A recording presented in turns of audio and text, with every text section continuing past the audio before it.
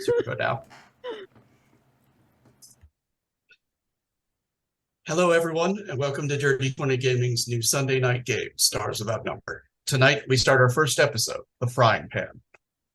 Our virtual tabletop is Roll20. Our models are provided by Hero Forge. Our overlay is provided by OBS. Our assets have been provided by Pixabay, and our music is provided by bensound.com. A content warning before we begin. This story may touch on elements of death, suicide, and torture.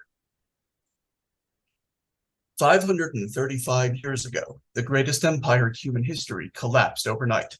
Colonies connected by a robust trade network that spanned thousands of sectors were suddenly cut off. But if humanity has one unique knack in this galaxy, it is to cling to survival. War, slavery, cannibalism. Some societies broke quickly, others crumbled slowly. For 5.5 centuries, humanity stumbled in the darkness, but it survived. It adapted, it sacrificed, it conquered. Now, 5 centuries after being left in that darkness, they light their own path. Battleships sail in search of new conquests. Pirates rob trade ships bound between planets, and would-be empires fight for supremacy. In one dark corner of Gorgeus Theta, an unwilling passenger begins to rouse. The lights of the ship flicker, and there is distantly the scream of metal strained to the breaking point. The steady beeping of medical monitors offers an almost soothing lullaby. As your eyes open, a single red glow greets them. An image resolves. A robot with a rusted skull-like face and a single intact camera looks down on you. It pauses briefly to look at a chart overhead. The room is cold. The air feels thin. A form-fitting plastic gown is the only thing which offers modesty. The machine speaks, though no mouth moves. Analytical, interrogative. What do you remember, Michael Gray?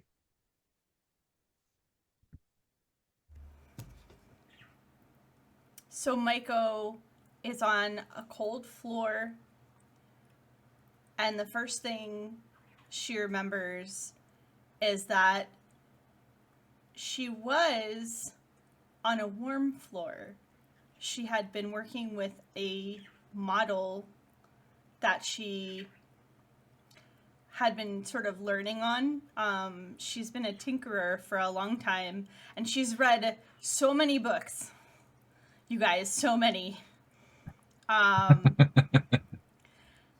And Maiko is, she's not very tall at all. She's an alien. She's a Sonian, which are known for being just absolutely colorful as crap. So she's got this bright metallic red hair, and she's got like golden sheen skin. It almost looks like she's a moving statue, which is kind of the vibe for this whole species. But she's in really nicely tailored, like little, like a coat, and has a really nice hat, which currently is sitting on the floor about 3 feet away from her. So she sort of raises her head and reaches for it. And she looks up at the robot thing. When she speaks, she has sort of a very particular way of speaking, and it sounds almost childlike, almost like her soft palate hasn't fully developed yet, so she has a little bit of a speech impediment that makes her sound like she's just learning to speak almost. Who are you? I don't remember coming here, and who are, what? Huh? Urgent declarative. IGT 1100. Logistics droid in service to the Proxima Icarus. I have arrived here to rouse you and other living members of this vessel who may be of use in survival. Vessel? You are aboard a battleship, which is nearly caught within the event horizon of the black hole. Most of the crew has already died or abandoned ship. That's not good. Affirmative, declarative. Agreed. Who else is... do I recognize any of these people? The only person that you can see is actually the robot. You're in probably the most pristine looking surgical center that you've ever seen. It's actually not quite a surgical center. It just looks like a recovery ward, except that it's designed for only one person. Against the wall, you can see that there's a cryogenic pod, which looks like it's been thawed out. So it basically looks like a bed that's like pressed against the wall. The clothing that you thought you would see, the hat and the coat that were familiar, seem to like pass through your fingers. They're like echoes of memory that you don't. Sorry, they're echoes of memory that like they feel real for a second and then they're gone. Okay, so she realizes that the cold floor that she was on actually is not a floor at all. She's actually... How high is she off the ground? About her height. Okay. So that's not too bad.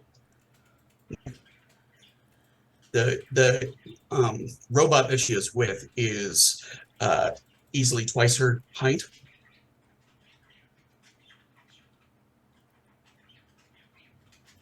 Well, what do we do now?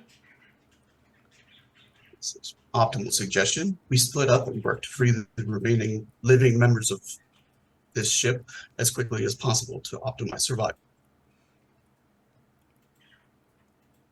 Let's do that. Which way? What? G 400,000? I understand that you have mechanical skills that may be of value. Would you be able to access workstations and follow them for directions to the ship's brig or the ship's medical core? Sure, yeah. That's something I've never done under pressure before. But I'm sure it's fine. You did say Event Horizon, right? That is correct. And what were you going to say? It says analytical interrogative. Do you need a moment to collect yourself? Do we have... I don't think we have a lot of moments. We do not. Okay, well, she's gonna, like, push off of the gurney and sort of, like, look around for the nearest terminal. In the meantime, she's sort of, like, patting herself down, like, trying to take stock of, like, what tools she has or, like, what she has available to her. She has literally, like, the form-fitting plastic hospital gown. I'm picturing the Johnny with the back. Kind of, except that it's like a tighter fitting plastic weave. So, but yeah, it is still like slit down the back. It's just designed to kind of like stick to buttocks. The idea is that they can remove it quickly if needed. So. Okay. So you're saying crack but no cheek. I got you. Yeah. Basically, yeah. No, I'm sorry, I couldn't help myself. So, all right. So, so we're gonna. So I have nothing to work with. I'm gonna look for the nearest. So, looking around the room, though, however, there are a few things that you recognize. There's a lot of medical tools you don't recognize that look, various degrees of like horror implements, but you do recognize data slabs. They're fairly ubiquitous. They're like the equivalent of the phones. They're designed to connect with any like wireless interface, do data processing, make calls, all that sort of thing. They should be able to connect to the ship and query the ship's databases. Oh, good. Something familiar is good. Yes. Okay, so let's go ahead and hop off the gurney, and she's gonna pick up one of the slabs and try to pull up a map, I guess, of the ship and a readout of like life support, like who's still alive. So an entire half of the ship's life support seems to be not responding. Like it's not saying that it isn't functioning. It's not even giving a signal. There are 4 floors to the ship. The map that's provided and doesn't require a roll of any kind. There's the top level, which is the bridge, second level, which is battle stations, third is duty stations, and fourth is engineering. And you can see that there are subsections built into each of those, like hydroponics and botany. There's ship's rig. There, the medical center is relatively close to you. There's most of all of the ship's command functions are on the bridge level or on the battle stations level below the bridge. Everything was designed to be sort of daily work or living quarters or places that people can go to relax or work out or do anything to keep the stress at bay while they're on a long ship journey aboard the ship. And do I see like where there are people? Like if there are readouts? There are camera accesses, but you don't have the clearance to access them.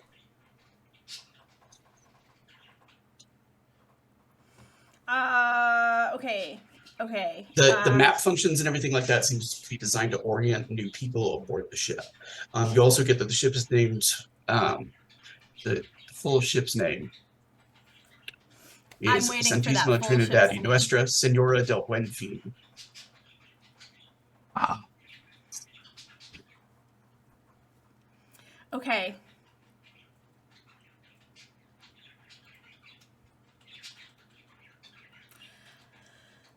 So she's gonna look at the robot guy and be like, and like kind of point at the data slab and just be like, is this all?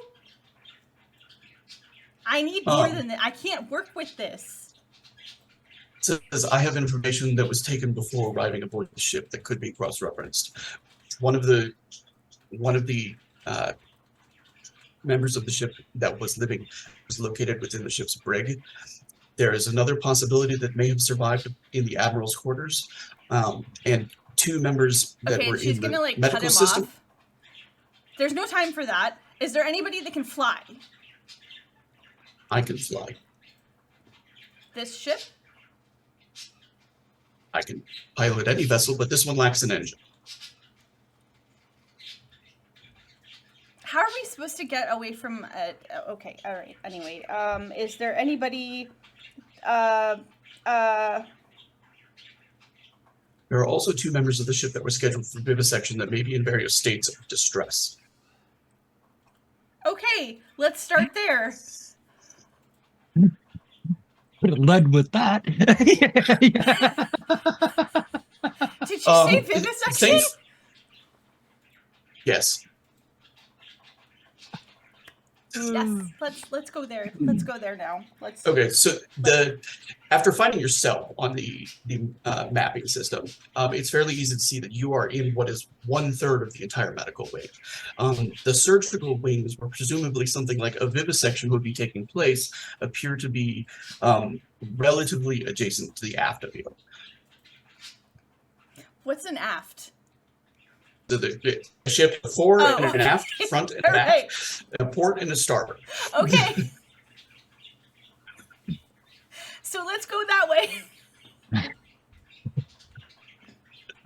You're muted, but okay, on purpose. Okay.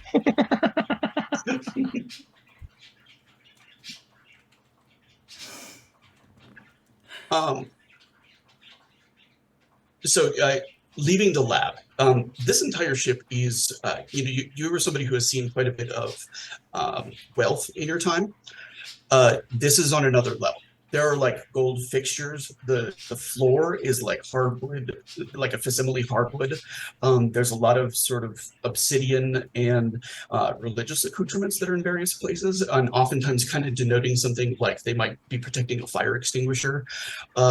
There's another like similar crucifix that's placed over something that is in Nuevo Espanol, but you can still recognize through it that there is a back suit on the other side of it, like for emergency depressurization.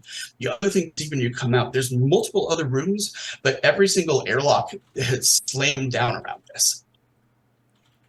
This room has been pressure, or this whole area has been pressure sealed. Not the room, but like a chunk of the medical clinic has been pressure sealed from every other area.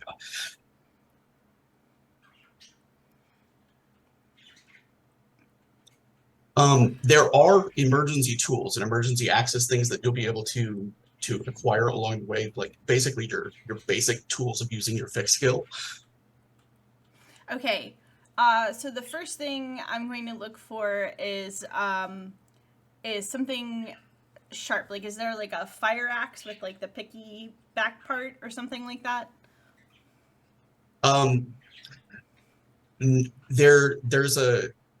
There are laser edged axes that are near most of the like the fire equipment. There's also something called a meta tool, which is basically like a bracelet that wraps around your wrist that can manifest multiple different other tool types. Does that make sense? So if you need like a lever or a screwdriver, okay. Those are relatively common. And oftentimes they interact with surgical tools as well. So there's a number of them around in this area. Okay. So I'm gonna take one on each wrist and actually take a third one just to hold. Your ankle metal tool? Meta tool? Okay. It's my emotional support meta tool, okay? It's not hard to find. Okay. And you have the direction that you need to go in order to get to the medical clinics, but you'll actually need to make 2 fix rolls to get through the airlocks along the way, because you're basically hard opening them. They're not in the airlock area? You're inside. No, you're in medical clinic C and they're in A. And they're over there. Okay. Can I tell from the map, like, if that part is like depressurized or anything? Like, is it pressurized, or am I gonna open us into the black of space if I open these doors?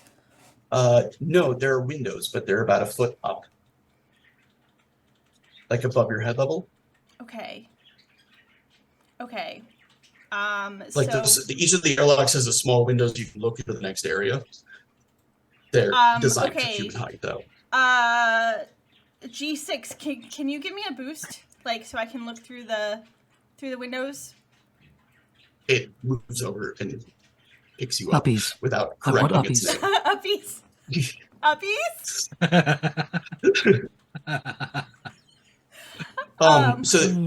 Clinic B does not look to be depressurized. You still haven't seen anybody in either of them, however. Okay, and then Clinic C is on the other side of B, is what I'm... Yes. If I remember my alphabet correctly. That is correct. Okay, so let's go ahead and make a fix roll with, I don't know, intelligence, maybe? And what do I roll for that? 2d6. You're going to roll 2d6. You're going to add the bonus from your intelligence and your fix.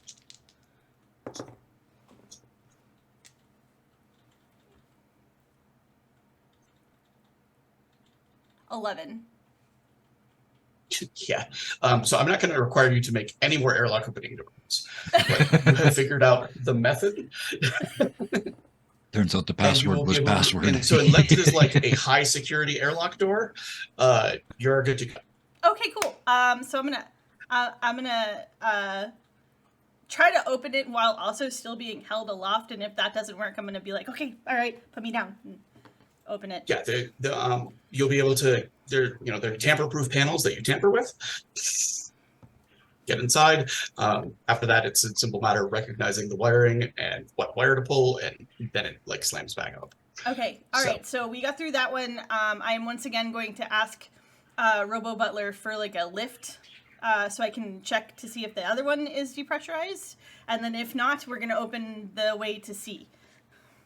Yeah, so each of these areas, each of these like little chunks is probably like 100 feet from one side to the other. They're huge areas, but you have not seen one sign of a person in any of them. Give me a no roll. Actually, just your intelligence and your knowledge.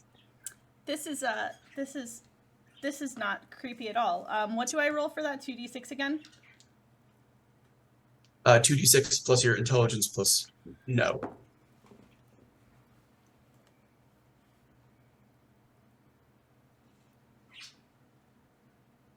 9. Okay. So one of the things that you are aware as a mechanic is that gravity is generated by the spike drive. Okay. If a spike drive ceases to exist, then the ship will not have artificial gravity.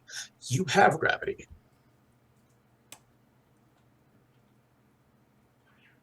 Okay. So that's something.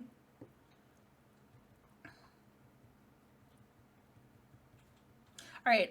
Can you get to these poor people that are distressed? Yes. So you will you get through the next airlock, and you can see that there's. It doesn't take long once you're there to kind of like go past each of the rooms, and you'll see that there's like several areas where people still look to be in various degrees of like the cryo sleep, and then there is also a surgical bay that. When you look through the window to that, you can see somebody on the table. Okay, I'm gonna there's ask. no sign of the surgeons around them. Yeah, I'm gonna ask the robo guy, like, where are the people that were supposed to be doing this secting? So it's likely they have responded to the all call to retreat to escape pods. Oh. So they just left. Okay. All right. Okay. Wow. Okay. So let's go It says, in. I have identified another member of the ship over here. I'm sorry, say again. And it says, I have identified another member of the ship over here, and he points to one of the doors. Okay. Member of the ship, do you mean like a crew member, like one of these surgeons, or do you mean like He another was scheduled for vivisection. subject? Yeah. Stop saying that word, please. What God. would you prefer I use instead? I don't know. Okay, so we're gonna go into the first, I don't know, door number 1. So are you going into the surgical bay, or are you going into the cryopod area? Surgical bay. Okay. There's a man that is on the surgical slab that there's still obviously an auto doc that is feeding him with drugs to keep him unconscious. He doesn't look as though he's been like sliced open or anything like that, but like he still seems to be intact, although you can see bruising along his chest and stuff like that. There's all sorts of like monitors and everything that seem to be in the process of keeping him unconscious. Can I see a button that says like wake up or something? There's a bioscanner, and I will let you make an intelligence and rather than pushing random buttons, I'm going to look at the dude, robo dude, and be like, do you know how to wake him up?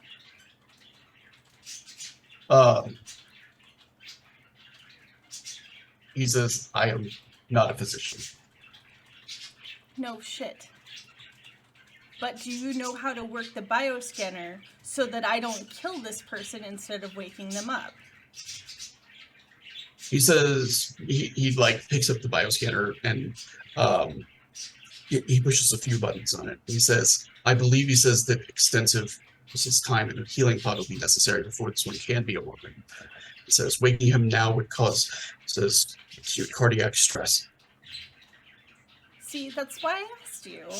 Okay, let's go into the cryo bay and let him. Can you like set a healing cycle? Like, is there kind of like a spin cycle, but like with healing? Since there is not adequate power on the ship, he says powered at the moment. Okay, all right. Okay. So, yeah, okay. But he's not Says, like. I will prepare him for transport. Okay.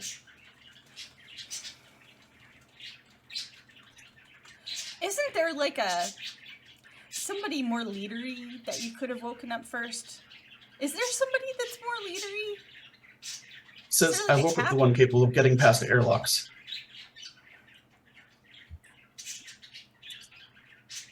Okay. So let's go into the cryo bay. All right. Wakening people from cryo, it doesn't require a roll. It just requires a few minutes of time. There is only one person here to be awoken. And they're not. So when there were two people that were potentially being worked on, is this like where we find the second one, or have we left some other poor soul to be suffering? This is the second one. Okay. The first one is the one that's on the surgical table. Okay. So, who do we find in door number 2? So I'm gonna let Mortal Peril describe themselves. Okay. I'm still asleep then. At this point. We're waking May we you assume up. that Mako is waking up? Okay, so go ahead and tell us the last 15 minutes that you remember. You're coming out of cryo, which plays havoc with your memories. You'll also be Right. coming out buck naked with none of your colorful gear. But the But there are plastic, little like yeah. rip away plastic gowns on the walls that are Okay. easy to pull off hand. I'm wearing one though, right? Michael said, will helpfully yeah. give you one. Okay. Yep. Pull Until that then, on, it's and just then sensor bars. the hands stop, and it's crunch, crunch, crunch. Oh, honey, somebody's gonna pay for this shit, and a foot comes out, just kicking towards the nearest upright image near them. Can I dodge? Is that me? You're Do I dodge? probably 3 feet tall. I probably can't even see you if I'm on a 3-foot table. That's true. GM. I'm going to go ahead and, if you would like to make a snap punch roll, you may. And if you succeed, then I'll have you actually connect with somebody. If not, it's going to be a, little consequence. Where am I going to find that? Weapons? You should have a punch skill. You just roll a skill. Punch skill. Okay, skills. All right. This is You're one more making a punch than I snapshot ever to do thought an this instant action, character which gives you a was going to -4. go. Sorry? I said you're Yeah, it also is doing a -4. snapshot, which is a -4.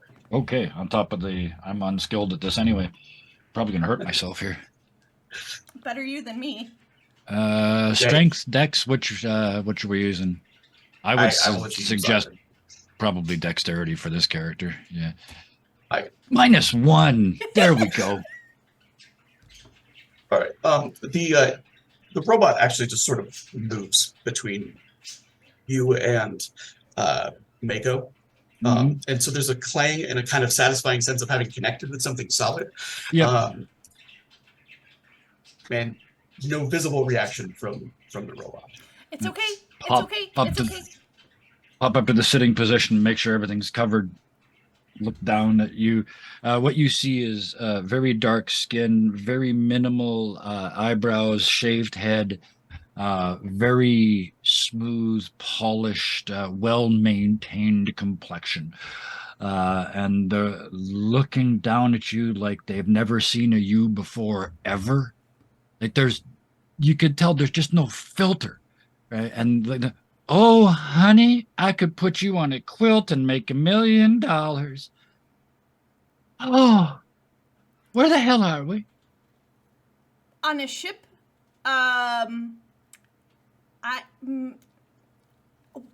We're headed for an event horizon, so I don't know. The answer to that is I don't know. Okay, honey. Do you have any idea how to fly this ship that we're on? The ship lacks an engine. Oh, hell, didn't I just kick that? You did. I wish I'd kicked you harder, honey. You're all covered in rust and shit. And then just look back at Mako. Would you make a you can use the higher of your wisdom or your constitution for it, along with your metapsionics. Oh yes, please. Okay.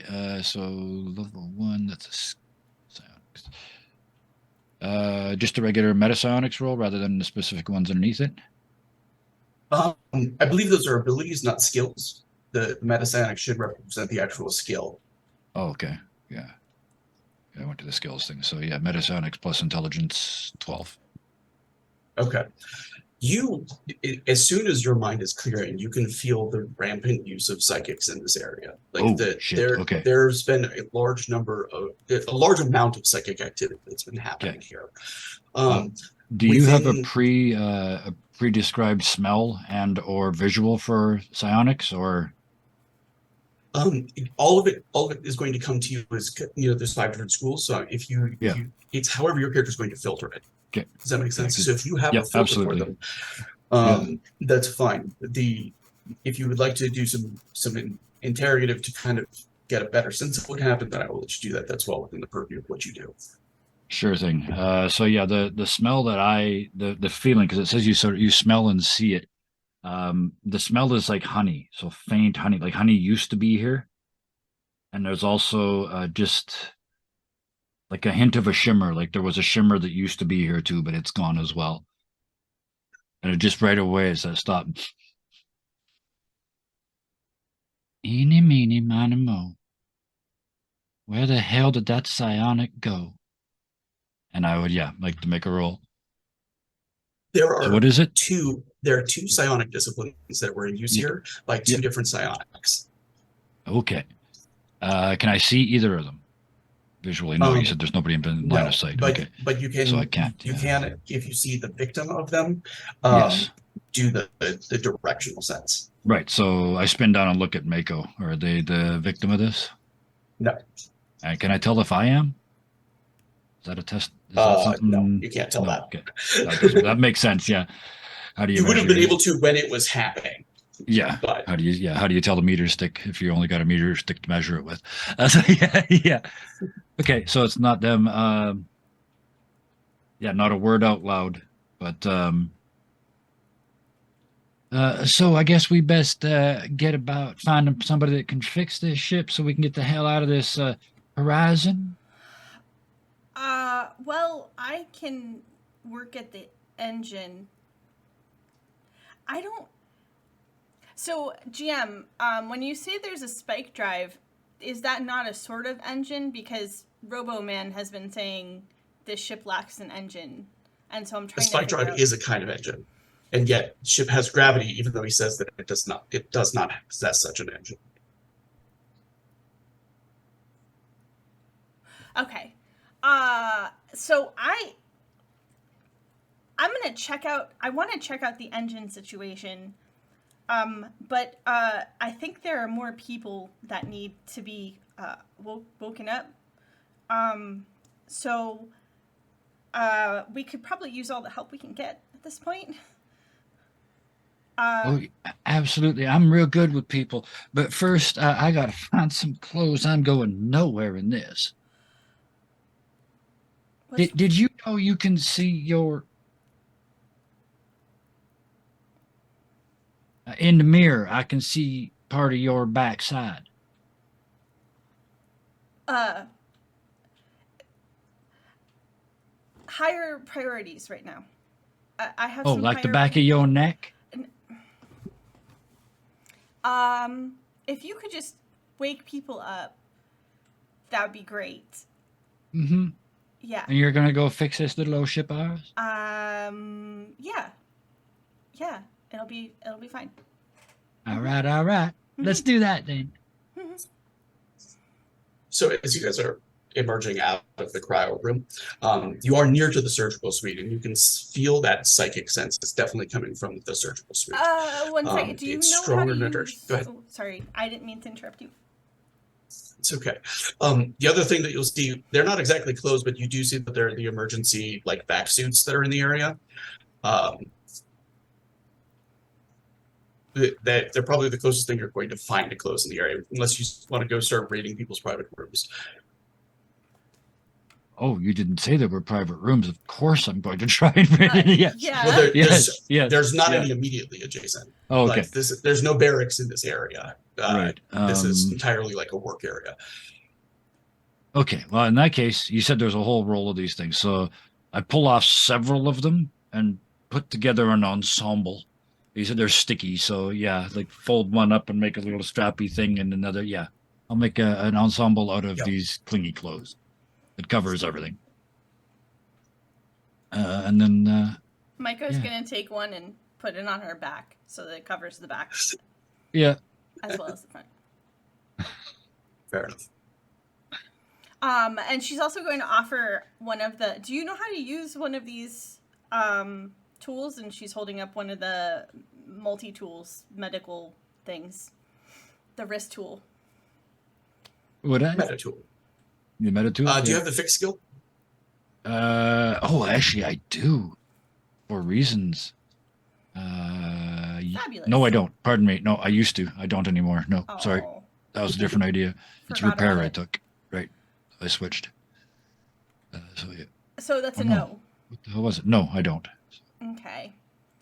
Well, all right then. And she's gonna go. She's gonna try to make her way toward where the engine was. And let Mortel.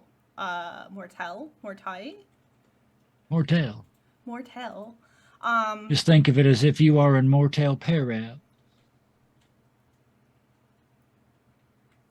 She's gonna go ahead and let him do the wakey stuff while she goes and tries to fix the engine or find the engine. All right. The robot will pause and look to Maiko and say, "Would you like me to accompany him or you?" He doesn't know how to use a multi-tool, so you should probably stick with him. Understood. Yeah. And it picks up a data slab and hands another data slab to you, Mortel. I am on communications frequency 1378. And I set that now, so I'll never forget it. And speed dial under Rusty. And then you said you're heading that way. I'm heading to that. I'm following the psionic sniff. I'm following that all the way to the surgical suite. It takes you into the surgical bay, and you can feel. It's not that you know when a psychic ability has been used for something dark, but there is a glimmer of intent that sort of clings to certain actions. Right. And the actions that are here, you definitely know that if you want to look at something, it's probably going to be unpleasant. Right. Is there anybody alive in here, or is it just traces? Yes, the person that's on the surgical bed is alive.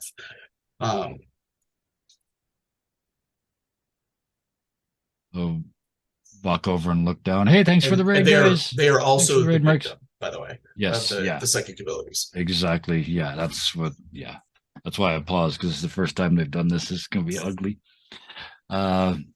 They walk up, look down. Oh, honey, it's going to hurt me as much as it hurts you. And I close my eyes and do mind tracing. Okay. So I can now momentarily see through, or essentially experience the person that's doing this. So, you know the adage that you see everything that happened in your life as you're about to die? Mm-hmm. That was the point. One of the people working on him was a biopsionicist, and the other one was a telepath.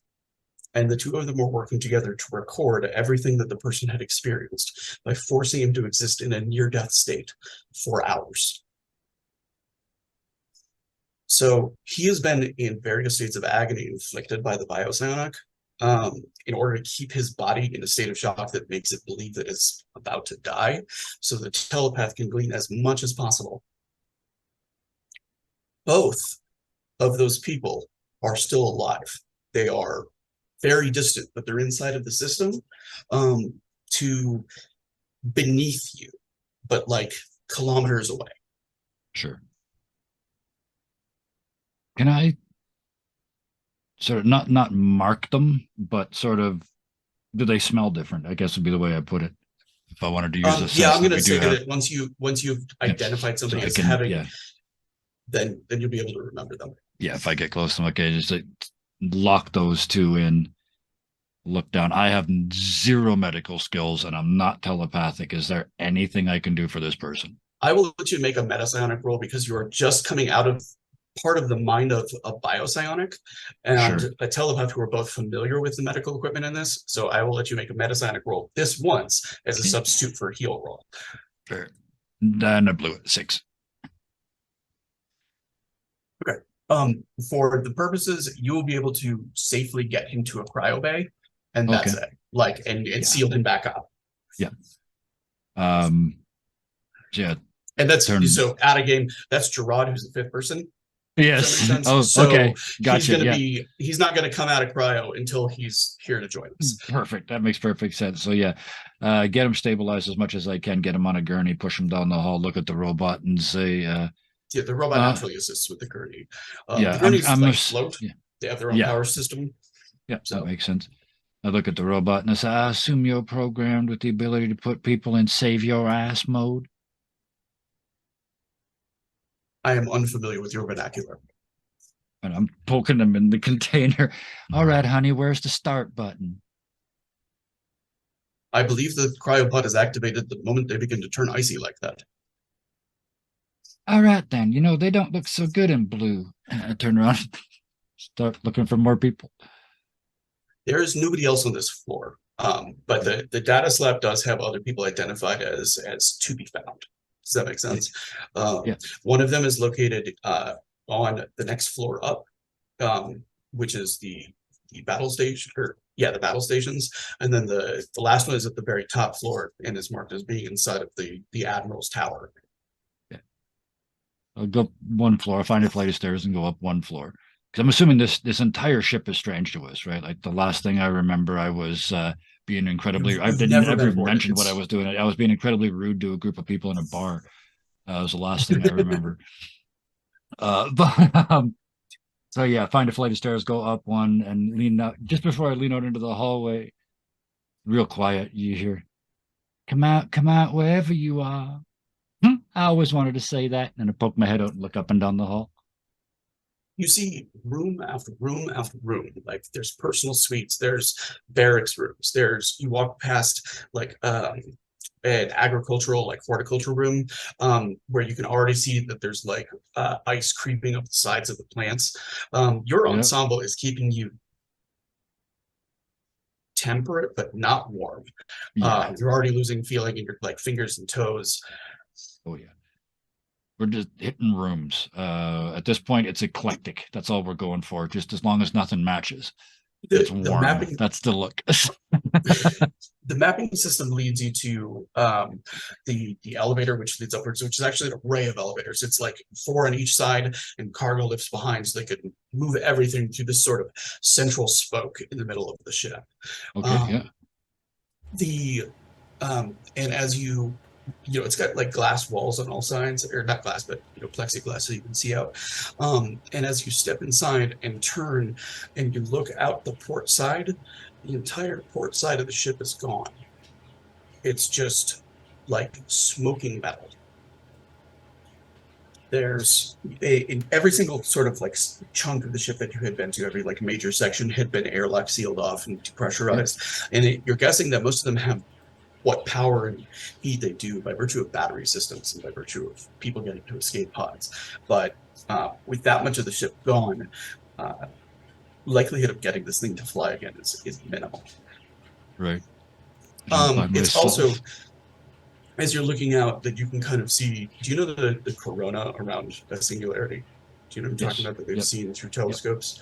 I imagine it's the first time your character has seen one up close.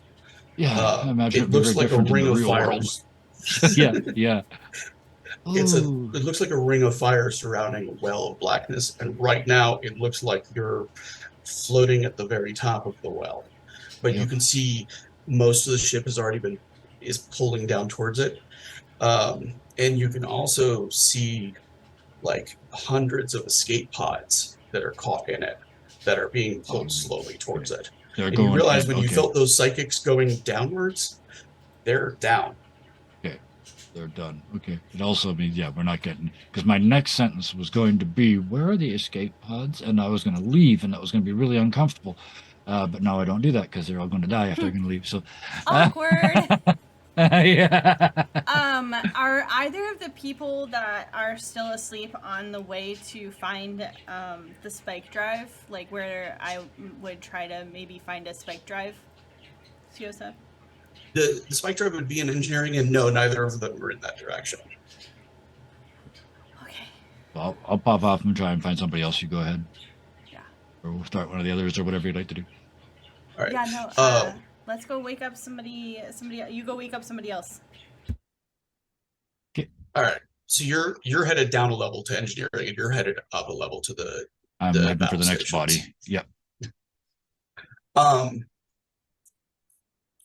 Heading you're heading aft towards the brig of the ship, which is where the other person is registered as being. Yep. There's a security checkpoint that like surrounds it, like to control access to the brig in or out. And the sheer size of the brig, even for a ship of this size, is Marcia. This has got to be like a big deal politically. Like this ship, beyond just being a battleship, to have a brig of this size is probably charged with carrying important political prisoners, and with this many like security checkpoints and stuff like that. The security checkpoints also do have some small arms. They'll have rifles and pistols that are in lockups. Mm-hmm. They're also going to have additional like armored back suits and stuff like that. So Can I try and reprogram the door to let me in? to get through the airlock into it. Yeah. So I'm assuming that Mako's kind of explanation of like the meta tool and stuff like that. You see the robot has been opening most of the airlocks. The security checkpoints are actually open. It's that they have desks where security officers would have manned. Okay. Does that make sense? Okay. It's like a checkpoint getting onto a military base. It's not that they're Okay, physically stopping you. It's that there would be guards here normally. There's nobody here. In that case, just walk through and look around and just shake my head at the shitty material that they used on the seats. Has your character been in prison before? Yes, military prison very recently. Just got out. Okay. Yeah. Suggested a lieutenant who didn't give them a promotion should dip his testicles in a pepper mill and got fired. Oh, yeah. Mm-hmm. That makes the area that you're going into familiar. You see the processing, you see the area where they would be collecting personal possessions and stuff like that. There's like a visiting area that you walk past, and then you get to like have the robot open the tool that puts you back into the actual prisons area. That's a trip down memory lane, and also probably a certain amount of like, I did not enjoy my first time here. Or just walking down the hall with my fingers reached out towards the walls. Home sweet home. But yeah, I'm looking for the cells are not empty. The cells have bodies in them. Okay. The majority of the prisoners look like they were executed by the guards on the way out. They were shot through the bars. There was no place for any of them to go. Yeah. Which begs the question of how somebody is alive in here. Until you get to one of the last cells, and there's a difference between a regular cell and a stasis field. A stasis field puts somebody into just time stop, and this one has markings on it in Latin. The markings are all labeled nihil ultra, and there's like. How there's like the police lines do not cross? Yeah. Like they have lines of yellow that cross Kevin the temporal speaks spaces. enough Latin to know what that means. Yeah. Not much, but I know what that means. Yeah. Do you have a translation program on this lab if you want to translate what's on? Yeah, I will to confirm it and for the audience. Okay. Yeah. It says, thou shalt not make tools of humankind. Thou shalt not create unbreaked minds. Thou shalt not create devices of planetary destruction. Nihil ultra is a law that dates back to the mandate that prohibited specific actions. The person that is in this cell is warded by these signs.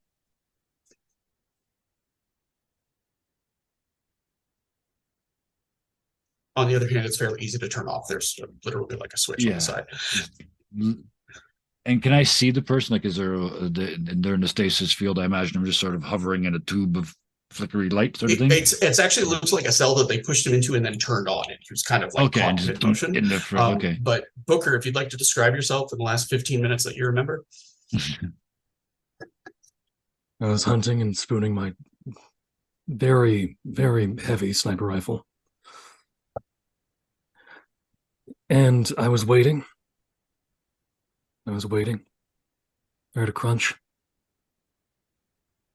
That's it.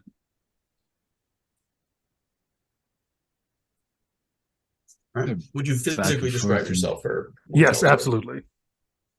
When you look at Booker, you see just kind of brown. It's just kind of a brown chestnutty hair, and a. Can you see the front of me? He's probably got like kind of a profile. You're in like a quarter cage, so he can see you from two sides. All right. There's a large burn scar across around the right eye. Mm-hmm. Something like a misfire from a pistol that may have caused it, or an explosion, or anything. And even through I'm assuming he's also wearing one of those skin-tight gowns. You actually have a jumpsuit. Okay. It's a lovely, like, kind of off brown orange color. He gets a All right. jumpsuit. It's also got like a number across the Quite back. literally, who do I have to kill to get a jumpsuit around here? Large 800 and -KR is written on the back of the suit. And of course his right arm seems to be made entirely of machinery and metal, as opposed to the normal prosthetics that you would be more used to, which look indistinguishable from human skin. His is very distinguishable. It looks like it serves another purpose. I'm gonna give him a little look left and right, and then walk over to the door. And just before I hit the button, he's also taller than most people. He's 6'6". They're all 6'6". Yep. Oh, and you didn't even have to tell Obi. me. I knew. Yeah, except Obi. Yeah, except for Obi. He's 3'3", which is 6'6". It's just very far away. But he's actually 2 feet. But yeah. Oh, he's always even further away. So you look both sides, reach over for the button, and just before I hit the button and say, "Oh, honey, you are butch as fuck," and then hit the button and release him. I'm assuming I stumble forward slightly. Yeah, you're in exact state of momentum you were in. Yeah.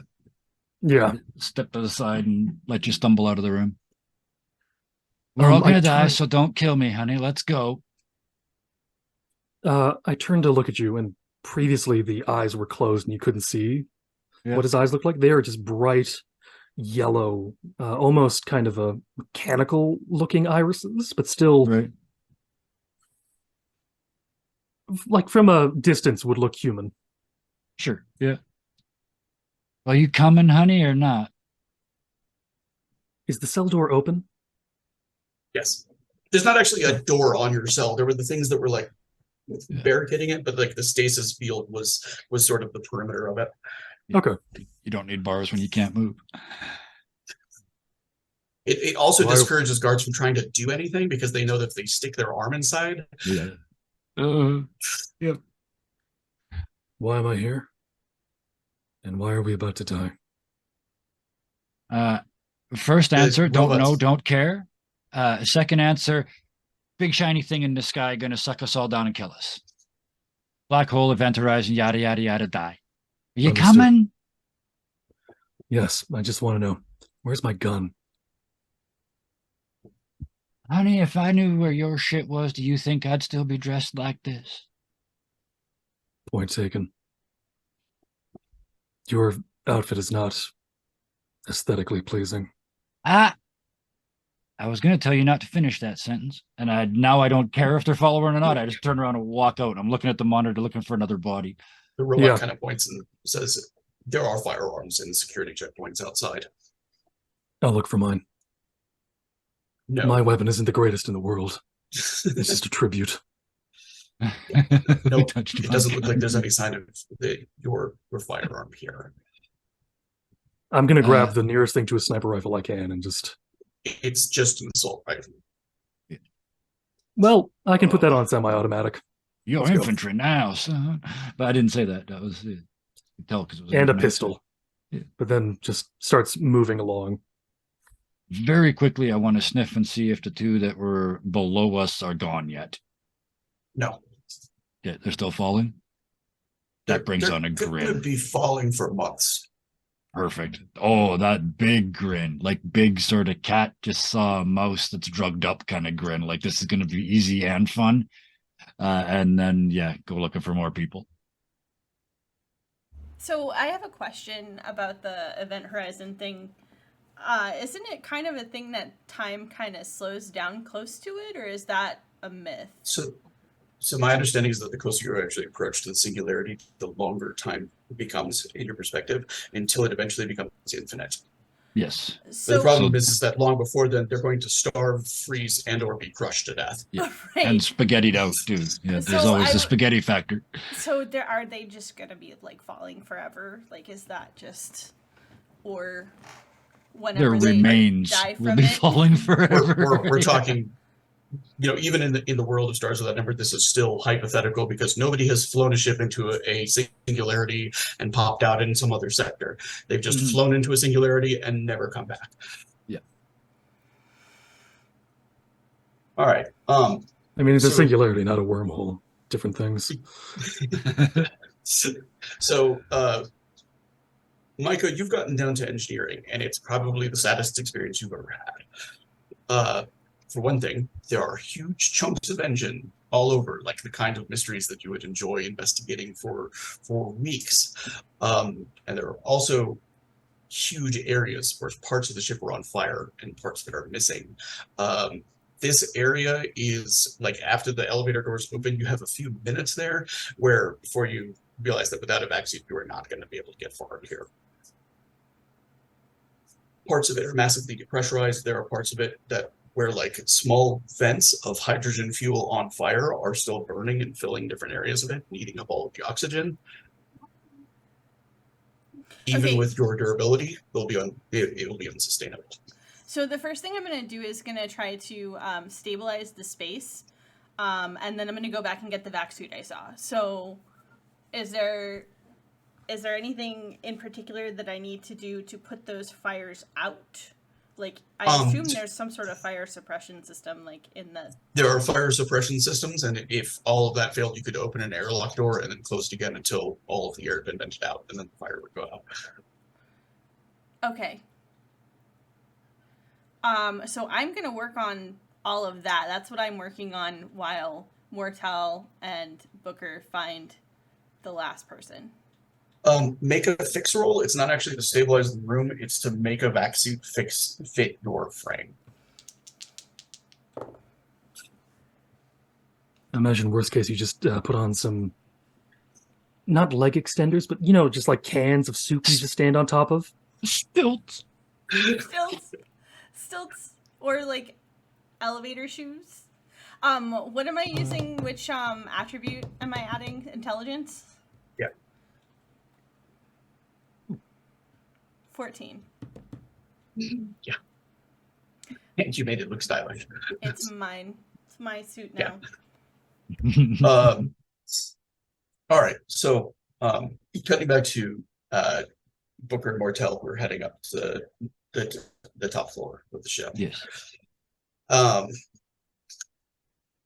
This is already the most opulent ship either of you have ever been on. Booker, the ships that you were used to were very functional and very minimalistic. There were not a lot of like spare expenses. Even the number of like fire extinguishers and like med kits that are in the corridors and stuff like that would be like Barely what's standards. mandated. Yeah. But coming out of the elevator, there's the elevator breaks. The bridge is like the most narrow of all of the floors. There's like two sections that go to the aft and two sections that go to the fore. The fore is where the bridge will be. The aft is where the admiral's tower is. Okay. Which way is I'm looking at my deck again. Which way is the person? Or do we know? The last person is marked as being in the collections wing of the Admiral's Tower. Okay, heading in that direction. Taking a quick look around, but really not much. Very, very little. What I does don't So- really. collections wing mean? Like, has been sent to collections? This is space. It probably means it's a like collections things the battleship. Admiral has collected. You owe us. So, before you're, expecting many things on the bridge, but a full-on arboretum on the way to the Admiral's Tower was not it.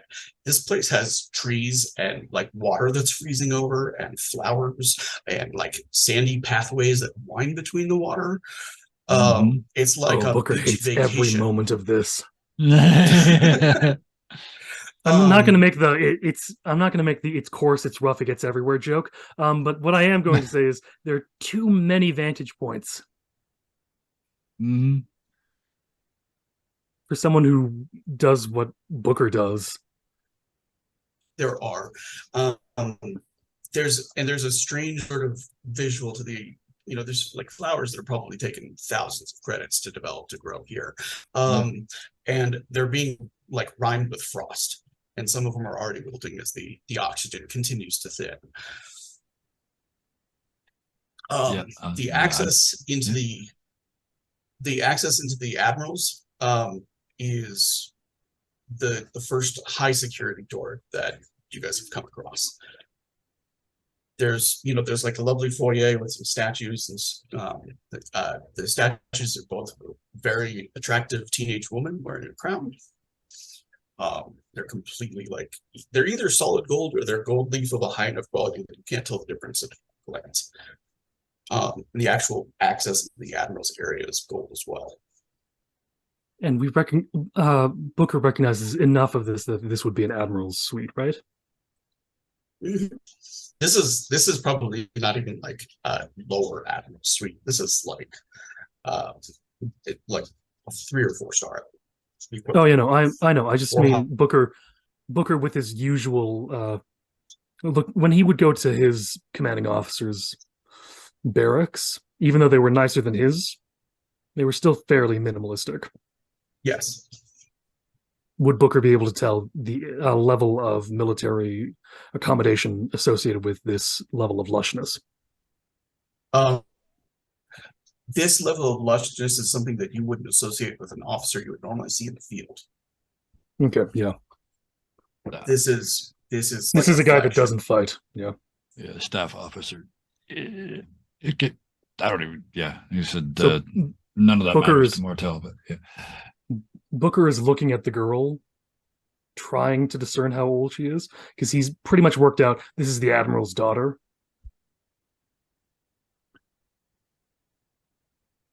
She looks to be in her 20s, but there's definitely like an agelessness to the beauty. Makes sense. It's hard to tell if it's like an actual person or sort of like an incarnate, like Like an idea of a idealization of person. feminine beauty. Yeah. Okay. Because you said teenager at first, and I was thinking, yes, likely the kid. Yeah, sorry. Like we're talking like 1920, like adult, but still. Yeah, I just bucked straight past all of that. The guilt, all of it, and makes not even a blink. Right to the door and the lock, and just all right, open up, bitch. And I start trying to get it to open. Booker's also there. What kind of locking mechanism does it use? It looks like biometrics. Okay. I was hoping to use the program skill. I don't know if that's even appropriate in this. That will actually work to circumvent biometrics. This will be a Div 10 roll. All right. And I got a +0. Here we go. See if we can do another minus. I can't do a -1. I have skill on this. No bonus. Just program use intelligence, do we? Yes. All right. That's better. That's a bonus. It's the only bloody one I've got. Nope. How did I roll a 0? Yeah, That's not right. That's not right. I rolled an 11 + 4. So 15 is what I actually rolled. Yeah. If you hover I over don't the know why they 0, it come out shows that you way. what you rolled. I rolled a 5 and a 6, and then it's +0, +2, +2. Okay, Plus so yeah, 0 you for the actually skin. managed to get this open. So Okay. I Oh, it's brought because up a there are little two bit of a map. pluses in the, you know. Oh, I typed in +2, right? Instead of just 2. Okay, now I got you. So yeah. Okay, Either way. so it opens up into what looks like a throne room. Yeah. You can see that there are automated robotic guards that appear to be powered Mhm. that like line the way. But the and there's a figure that is still sitting on the throne. You have the kind of eyes for it, Booker, that you can tell even from this distance that somebody's put a hole through his head. Oh yeah, no, this is my area of expertise, of holes and heads from this distance. This is a pretty rookie distance. I'm just looking at the pad again, trying to find out where the hell the living body is in this room. Or There are in this multiple area. doors that are kind of built into the walls. Yeah. They're nearly invisible. You can kind of see just like the faint outlines, but they're doors that lead off to the sides from it. Booker is going to head over to what he thinks is the collection room. Yeah, there's a couple of rooms that you could just poke open real quick. Because Booker knows that he was here as a criminal. That's as much as he knows. Yeah. Like there's but also a door that opens to a small art gallery. Yeah. And the collection room is right next to it, like the second door that you guys check. Yeah. I'm just, as Booker, I'm imagining that the collection room, if there was going to be a person and they're in stasis like I was, they would be in the collection room. Yes. So the Straight in. cryopods that you guys have used regularly, like if somebody was in one of them for more than a year, they would very likely be dead. They're just not designed for like long-term sustainment like that. There's several objects in this collection room. All of There's them appear eventually to be time bleed. pre-tech objects. One of them is a jump pod, like a jump sleep pod, which were designed for people who were traveling through jump gates. The jump gates haven't been active since the scream and the silence. That was what cut everybody off from the sectors, was when those gates closed.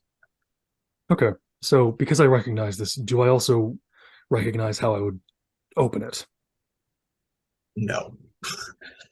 There is like a like handprint on the side, but you don't know if it's key to a specific biometric or it'll accept anybody who touches it. You, whatever your name was, I don't think I got it. Because I didn't drop it, honey. And I walk over and try and hack the handprint. Thank you. There is no roll on this because it is pre-tech. Okay. So I have no clue. Yeah.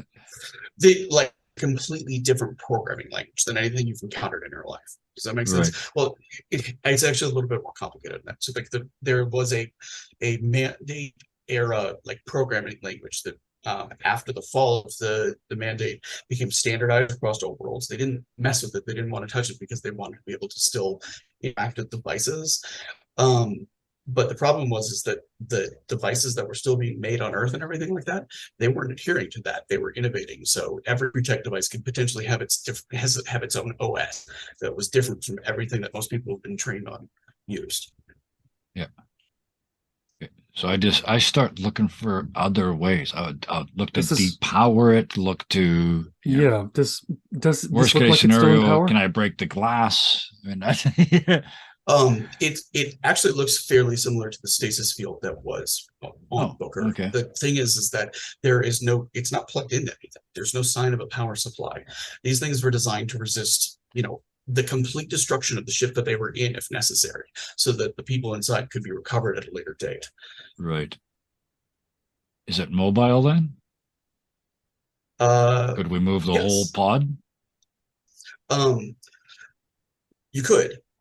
The thing is that they were sleep pods. They weren't necessarily designed to be difficult to open. Oh, okay. Yeah. Oh, then yeah, Booker's gonna just try putting his hand on the thing. Push the button. Pushing the button. Yeah. He's gonna do it first with his mechanical arm, and if that doesn't work, then his biological arm. The mechanical arm doesn't even seem to register. When you move to put your other hand on it, there's a sequence that says genetic scanning in progress, and then it kind of makes the like.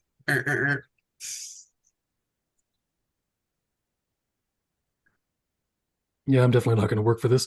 Um, Booker walks out of the room to the body with the hole in its head and cuts off the arm.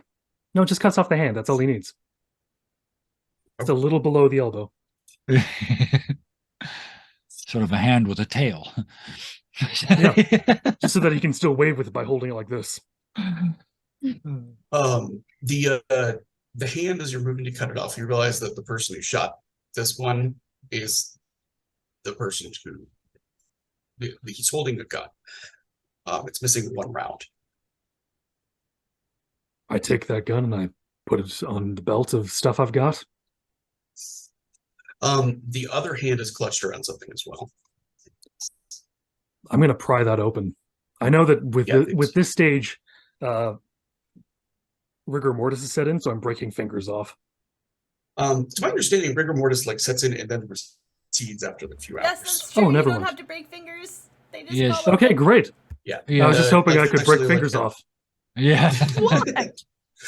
I mean, you Why? can break fingers for fun, but yeah, this person is wearing an admiral's uniform, like a full like 5 somethings that are on it. They look like kind of actually, your character will very much recognize the sign of the Isabellian dynasty. Those markings that are on his shoulder are specifically the insignia of the Isabellian dynasty. Yeah. While they're gone doing that, And he was holding a data chip. right, hit a thing. Yeah, I just All right. look at this instruction thing in there and I say, fee, fi, fo, fum. If I can't figure this out, I must be dumb. And I start trying to figure out some other way to get in.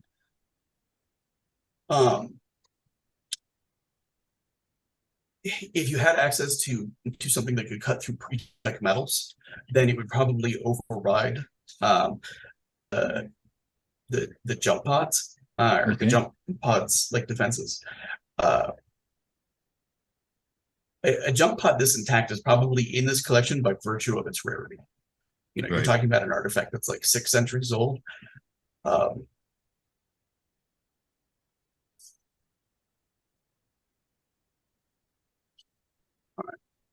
You have a hand and a chip and a gun. I'm walking in and I'm just slapping the hand onto the.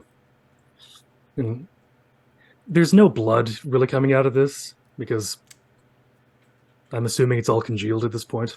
Yeah. Just kind of slap it on Yeah, very unceremoniously. The scan goes through and you realize like the little bar that's filling goes not even as far as yours did. It's looking for some sort of I'll give you guys this. It's looking for some sort of degree of like genetic something. Mm-hmm. That's what it sounded like. And mine's altered too much to be. And apparently the hand that you're holding is altered even more than yours. Okay. Oh, this is funny as hell. And I put my hand down on the monitor. Your character has no genetic alterations, right? Not a one. Nope. Fills away to full and beeps and Bite. Thank you so much for your patience. Please describe your character in the last 15 minutes that they remember. So Bite is probably still wearing his like black hoodie, his black cargo pants, and his black boots that he walked in on the day that he entered the transport off of Earth. His last 15 minutes was him getting hugs from his parents while he's on his phone talking to his friends, like so bored by this. I just want to go start my life and my job working with AI because like I'm really excited for this. And yes, Mom, I'll be safe. I'm not going to talk to anyone weird. I'm 19 now. I was in college when I was 14. Like, come on, Mom. Yeah, 19. You're an adult. And the next thing you see in the world is mortal. Um, and he um remembers getting on the ship, and the woman turning to him and just nicely, "Sir, you need to give your phone over." But my friends. This is how I stay in contact with my friends. You have to give it over, sir. All right, just please give it back to me after. And hands his phone over and his headphones over. And gets onto it with all the other adults who are actually like 20s and 30-year-olds getting on to this transport, steps into his cryopod and kind of goes to sleep.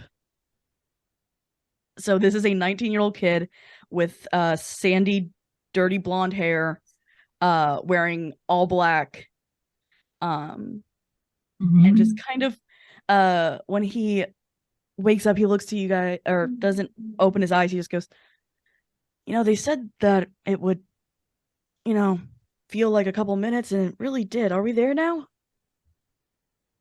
No. I want to give him a hug. Your original destination This is gonna make it worse because I look down and kind of scan him from end to end and go, well, I guess it's a look. Follow us, Hunter. You're gonna die. I go by Bite, but And thank how you. did you know that name?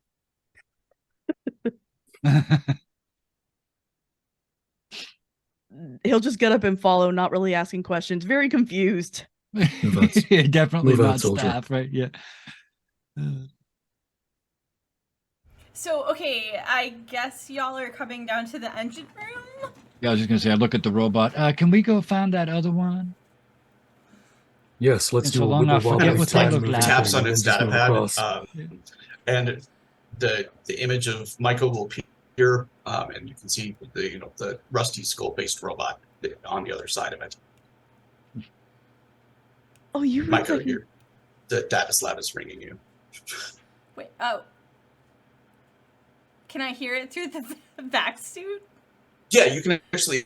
Back suits are designed to have them integrate, so Okay. that you would slide the data slab into it, and you would Just wanna make sure. pop everything up on your screen. Okay, so, I'm gonna see the dude's face on probably, like, the heads-up display or whatever, and just be like, Yeah. Okay, like, extricate from the glorious engine that I'm, like, neck-deep in here, and slap the pad, and just be like, what do you want? We have acquired all living people with this ship. Oh. Well, how many did that work out to? 1.5. What? One of them is still in cryo.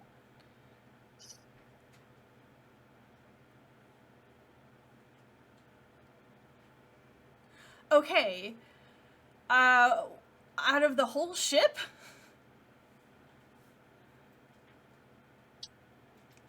Anyway, okay. There's no reaction. Yeah, so, you guys, I guess come down to the engine room. I could use a few hands. So GM, does it look like I could maybe, like, put something together? Like, to maybe get us out of this? Most of the pieces that are in here are so large that, like, you're not going to, like, build a ship's engine out of, like, the pieces that are here. This is the engines of a capitalist ship. They're massive, and there's not even, like, the kind of construction equipment here that you would need to move them. Right, but, like, can I plug tab A into slot B and, like, make something work long enough to fire the engines away from the thing that's gonna eat us?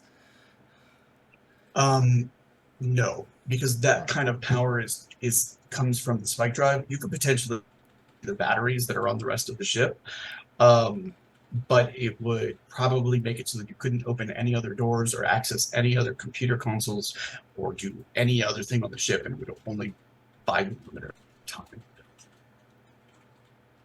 Okay. Are we on the call with them, or was it just Yeah, all he's about the robot? holding Okay. it. I mean, I think he's got me on speakerphone. Speakerphone, yeah. Yes. Every one of these ships I ever been on, every ship this size I ever seen, has got a landing ship of some sort to go down to the surface, some shuttle or shit. Yeah? Is that true in this world, or is that just me and my personal sci-fi knowledge? It's a capital ship. It's More got to have some way of information. it can't land, right? More extensive information about the ship's capabilities should be available on the bridge. Let's go to the bridge. I'll meet Oh you on shit! the You two bridge. are gonna love it. It's a forest. To the two that haven't seen it. A forest? It's terrible. Okay, I'll be right up. Bye. So, vac suit and all. She's gonna, like, go up in the vac suit because she's gone to all this trouble of, like, making it fit her, and it fits, honestly, better than the booty showing robe of booty showing. So she's gonna, like, go up in the vac suit, like, slap, slap, slap, oversized boots, like, probably, like, on the floor, like, slap, slap, slap, slap, slap. And this, like, Exactly how Moby 30-foot moved. tall Exactly how creature Obi moved. that neither of you have seen before, except for Mortel, like, is holding the vac suit helmet under her arm, comes in, it's like, it is a forest.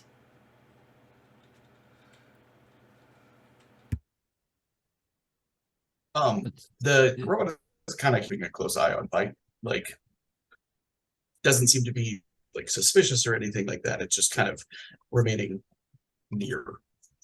Him. Speaking of which, I turned to Bite. Big burly. You're like big, right? Bite is 'Cause I'm about only like 5'10". 5'4". Okay, so yeah, you're about 6 inches taller than my character. Perfect. Yeah, look at you and say, "So, honey, I'm gonna be real forward here. You got anything on under that hoodie?" A t-shirt? Wonderful. You want to be a real gentleman? Oh, sure. I guess I didn't. Oh, okay. And takes it off and gives it. I'm assuming there's enough difference that it acts as sort of like a hoodie skirt. Yeah. Yeah. A hoodie dress. Yeah, hoodie dress, and do that amazing thing that you guys do where I pull my arms into the sleeves and start taking shit off underneath it, and like bits of plastic coming out here and there, and all those says, well, that's much better. And then arms back down the sleeves. Strangely enough, Booker is going to rip off the sleeve of his jumpsuit. He's going to tie it around your waist and just go, "It needed a belt." I may have underestimated you, honey. Pat him on his big metal arm and walk away. So, where's the get the hell out button? Talking to the robots or anybody. The trees, for all I care. I just need to get out of here. The robot says, "Oh, go ahead." Micro is just gonna be like, okay, bot boy, where's the information at? Because it's All of the beyond what I access- can do. All of the communication systems, all of the information systems should be accessible through the bridge. Long-range communication, access records. If there are shuttles, dropships that have not been deployed, then the bridge should make note of it.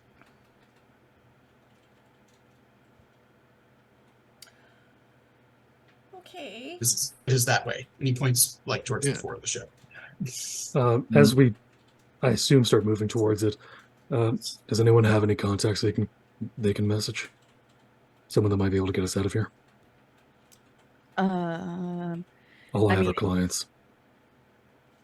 Starts checking pockets. Does anyone have my phone? The could hell's a call phone? my mom. Like a telephone? A cell phone. I think Maiko is like sharing a look between Booker and Mortel, like, That is too old tech for Booker to know. yeah, And A so I lot think of what Booker knows is military Mortel's stuff turning- and how to clean his gun. Martel's heading towards the bridge. The robot will turn and offer the data slab to Bite. It looks like phone-sized, phone-shaped. like everything about it seems familiar, even like the touch and the interface, like, you're quickly kind of gathering how the UI works and stuff like that.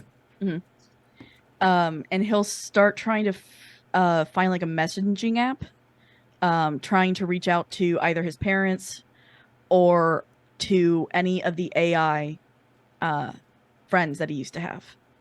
The data lab connects to the like military encryption that support the ship, and without proper credentials, you won't be able to like access its communication arrays to go any kind of distance. Okay. There are a number of things that are locked behind different credentials levels, but Mhm. none of them are outside of your ability.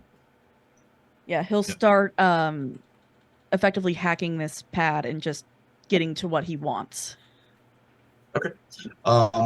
So there's degrees of information that you can look for. There's specific queries. Then there's like larger, like I'm going to cross-reference this entire database. Everything that you do with hacking is kind of, you could ask a specific question. Mhm. So what is it that they're looking for? What is the byte looking for?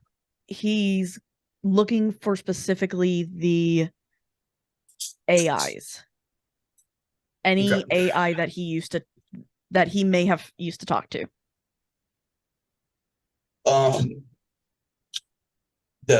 go ahead and make a hacking roll. All right. Skill.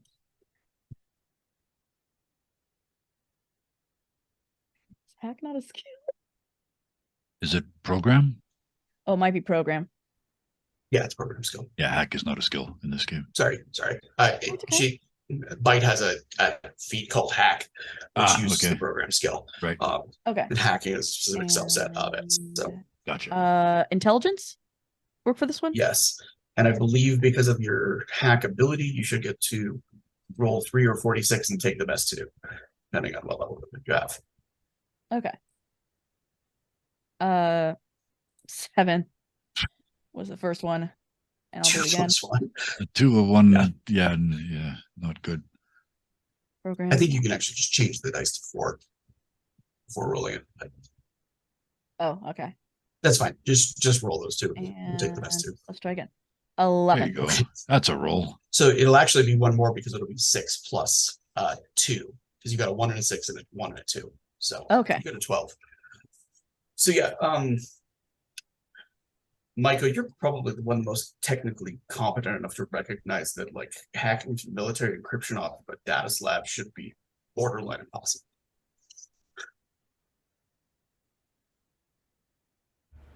I sense a butt. No, that's about it. That's because you haven't adjusted your robe. I'm in a Zach suit now, thank you. So I can see but you're able to acquire credentials that are just below the highest level administrative security credentials that are on this ship. Those are reserved for the admiral alone. It worked in the other room, so I'm going onto the bridge, finding a big chair, sitting down, and looking for a place to put my hand.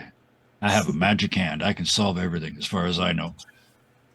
So Maiko, let me answer questions in order. So Maiko, as far as you know, like that's this is like a diff 12 problem that they did off of the data slab. So that's an extremely difficult thing to do, and definitely implies like a very precise knowledge of like programming abilities and stuff like that you'll have an appreciation for it as somebody who regularly works with these kind of machines and stuff like that. So now as far as the question that Byte asked with the hack, the network that once connected multiple sectors and also connected planets within those sectors to a central communication network is gone completely, or you are outside of its range, meaning that like it's like not getting a signal. Like the entire battleship doesn't get a signal. Does that make sense? Yeah. So they might still be out there, but you can't reach them. Okay. Yeah, he'll just look at that and be like, okay. Network not found. As you're getting into the communications logs, there is an admiral level lock on outgoing communications set up on the battleship. blocking anybody aboard the ship from trying to send a message to another ship, to a space station, to anything that's here. Mm-hmm. And that's done at the actual highest level of security. Okay. He'll look at that. Who's around him right now, if anyone? Everybody. Okay. So I think Maiko, if she can see what he's doing on the tab, on the slab. Yeah, he's not hiding it. She's pretty interested because, like, he's like, oh, I might be able to. So she's like, her eyes, like, go from, like, being, like, normal to, like, getting slowly wider and, like, the eyebrows are ticking up as he goes. And then, like, as he's reaching, like, his sort of limit and finding out about communications, she's just sort of like, holy shit.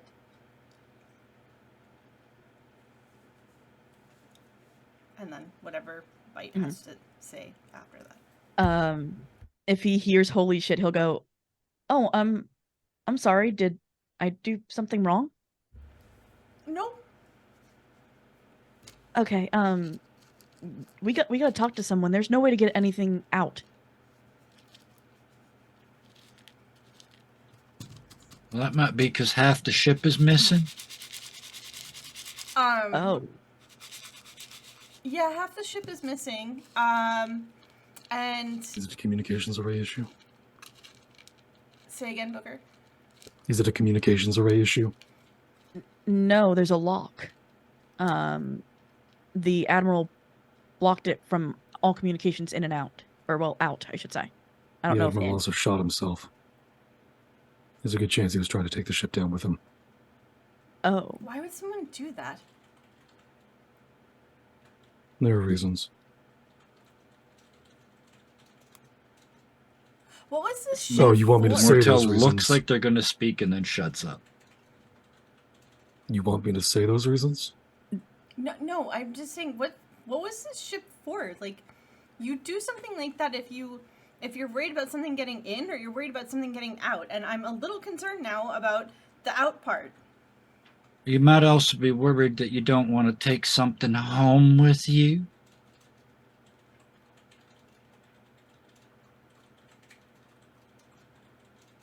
Well, from my understanding, I was put into a class.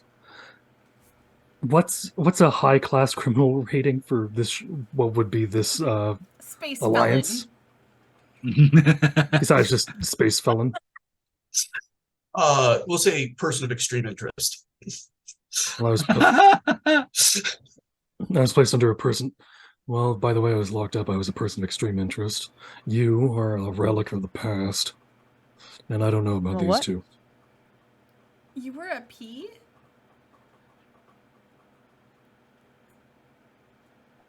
Yes. Bite's just gonna look back and forth, back and forth, back and forth. Where's there a computer that I can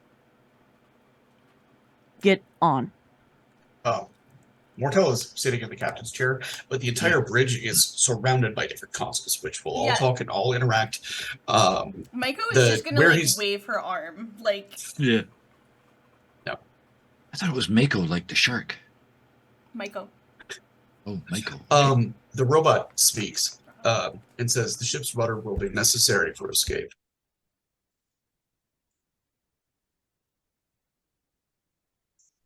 I'm still looking for a hand pad.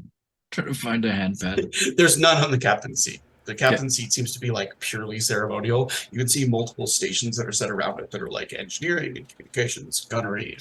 I knew it, and pushed myself out of the chair. It's like in their head now, all the buttons on that connect to nothing. They're just, that's just to keep the idiot happy. And yeah, I want to try and find some console somewhere on this place where I can put a hand on a thing, because I'm convinced I have a magic hand. So what was that the robot just said? I'm sorry, I didn't catch it. What will be necessary?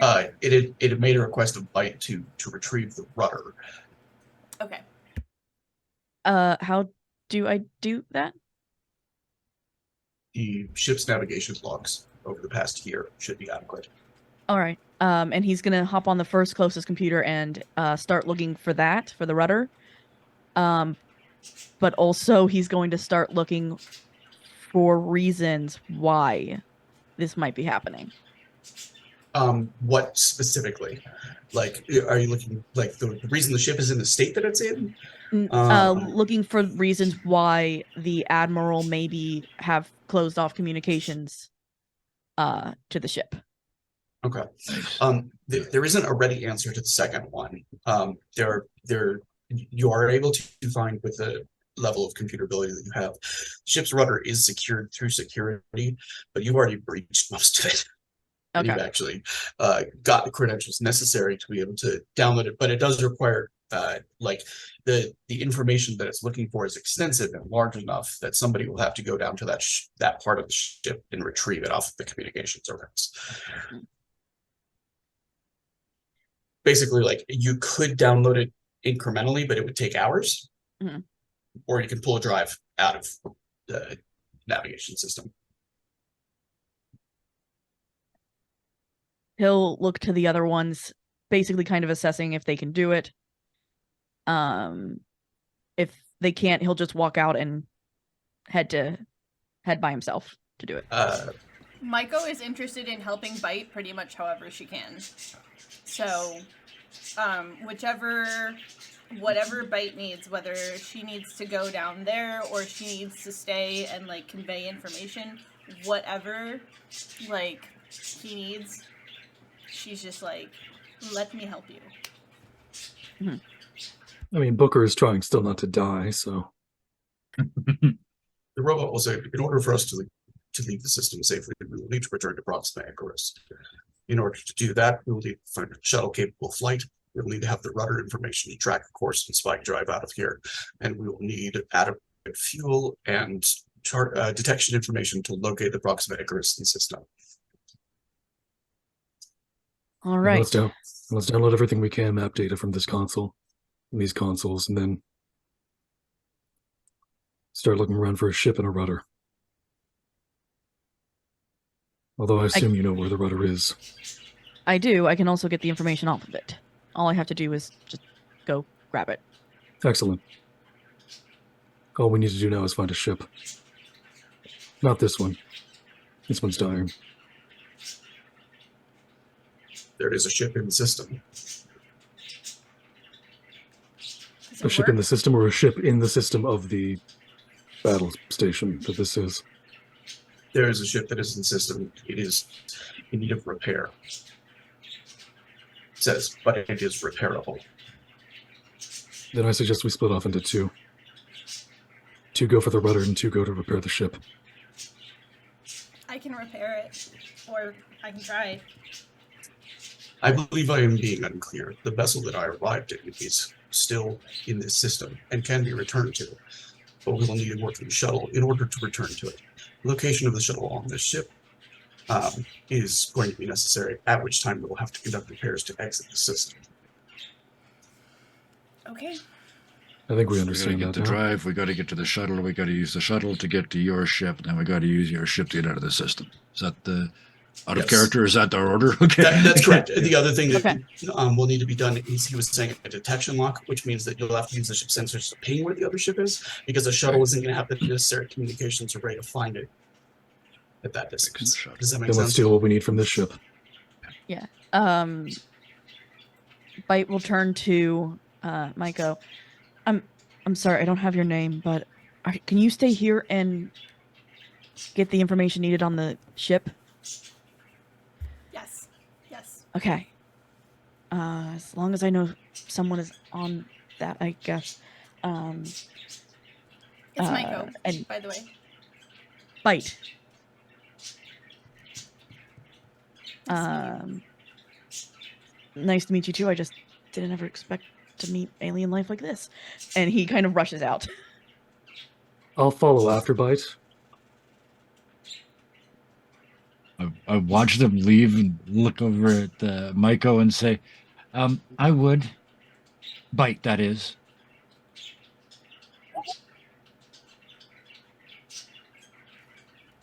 Scene change.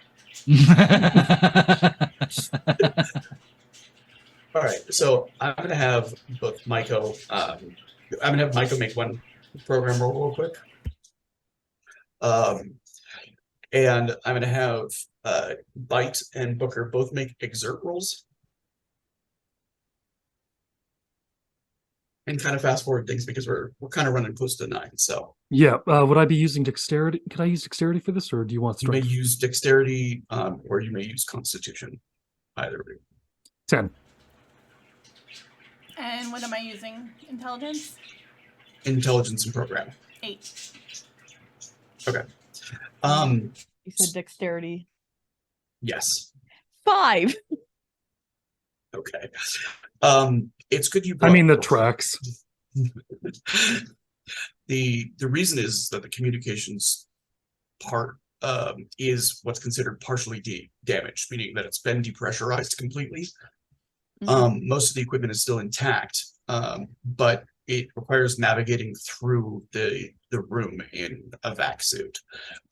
Something that Booker has done, but that Bite has never had to do before.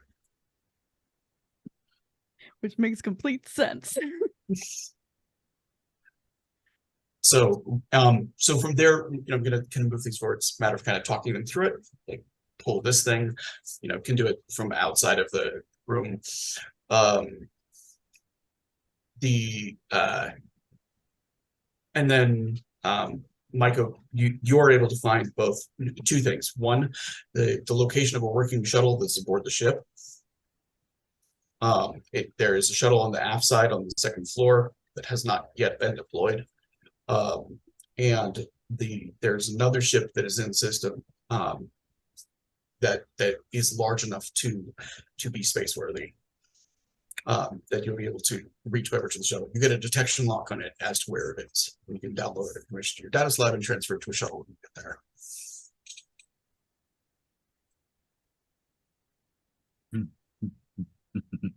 Okay, shuttle's ready to go. So everyone's meeting there. Just before I when you leave the get- bridge, just like one, just real quick, I want to program chromatic scales into the radio and project it down towards all those ships that are falling into the black hole, so that forever and ever and ever, not only are they falling to their deaths, but they're going to hear endlessly prolonged scales while they do so. There are close to 500 escape pods that are Yeah. trapped inside of the event horizon. I don't know any of them. I just know there's 2 assholes down there that did some nasty shit to people, and I hate to say it, but Mortel does not care about the other 498. Just out of curiosity, Kevin, did you take piano lessons as a child? Because that sounds like you took piano lessons. No, I'm a drummer. Okay. No. Yeah. I played saxophone. So I'm pretty sure you know what I'm talking about.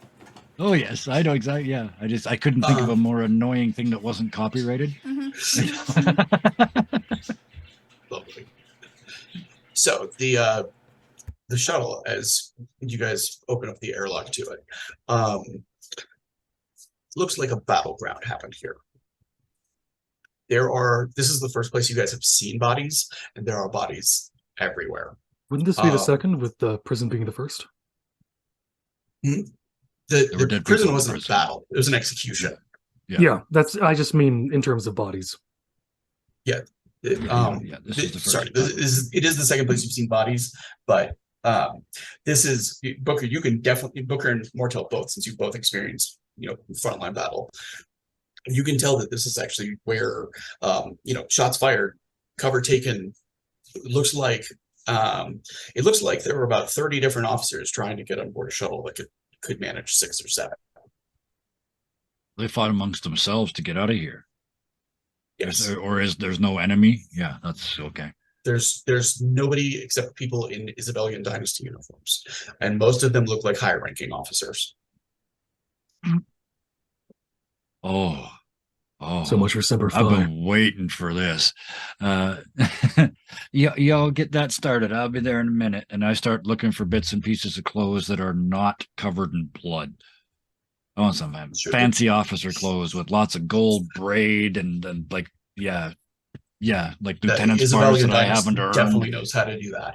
Yeah. Yeah, Oh, yeah. I'm gonna look for something more functional than prison gear. There's plenty of clothes. There's also plenty of high quality firearms, but mostly in the way of like sidearms, pistols, and whatnot. That seems to Yeah, be I've already got a exclusively really high quality sidearm, I'm assuming. An Admiral's pistol is going to be really fancy and very Yes, good, it is. but it's going to be operated by an idiot. So it's barely ever been used. Just an assumption, but still. And you still have the data chip that the Admiral had, right? Yeah, absolutely. I haven't really seen Byte do the really good hacking, and I don't recognize really good hacking when I see it. But if I see Byte do another techie thing, I will hand them the data chart and go, this will be more use to you. There's probably multiple incidences along the way. You know what I'm saying? There's getting into the shuttle, there's getting things prepped, get it himself. You'll also, and she was also with you, like explaining how to pull the specific piece of information. Oh yeah, no. After that, he just immediately handed the data chip to. I don't know what to do with this. You will have fun. Okay, thanks. I guess. All right. And while everyone else is looking for things, Byte will turn back to Mortel. Can I have my hoodie back? Oh, honey, with more pleasure than you can possibly imagine. Holding it like it might smell like turd a little bit. Mm-hmm.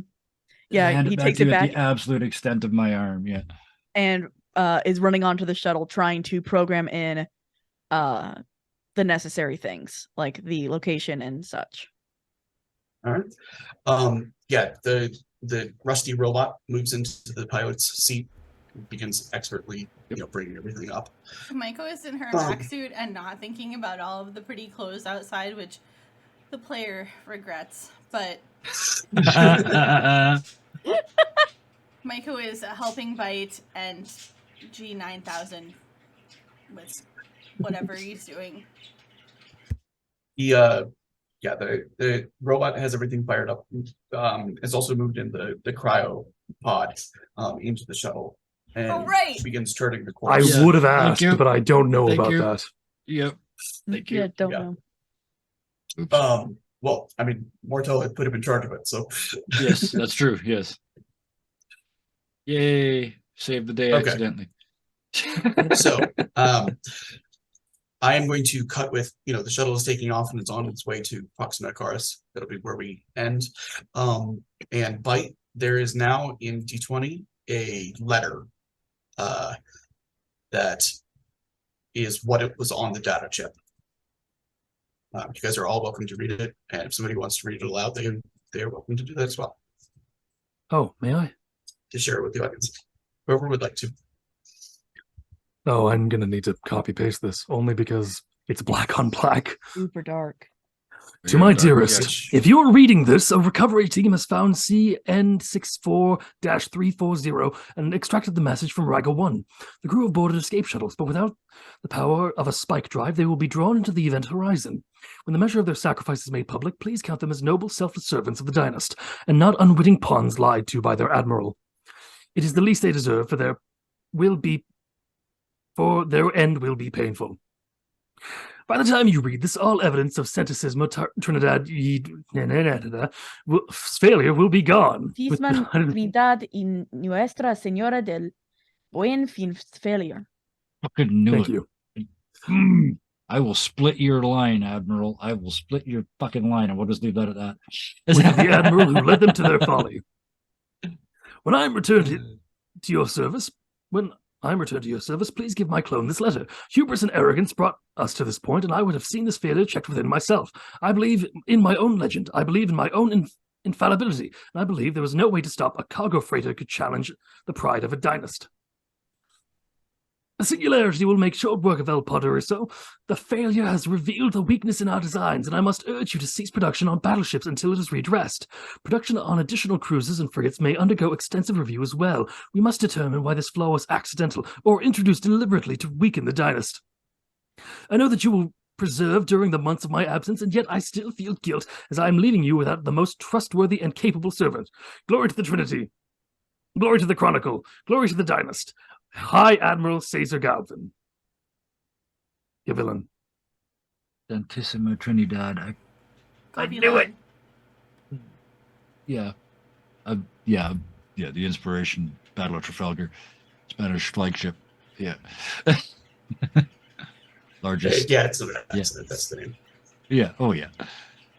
Largest that where wooden-sided ship to ever sail the Yes, that is seas. where we're cutting it, and I'm opening my chat again to see what people do.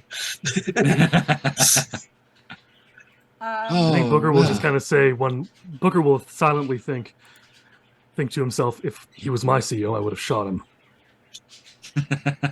I mean, why not? Bite's Well, going thank you to everybody for showing up for this first episode. I had a great time. I hope everybody else did. We should be back next week, and we may have a break the week after that, depending on whether I can get internet up and running in my hotel room. So, Oh, hotel room internet. yes, we'll see how that goes. Sometimes hotel room internet is better than my home internet. So,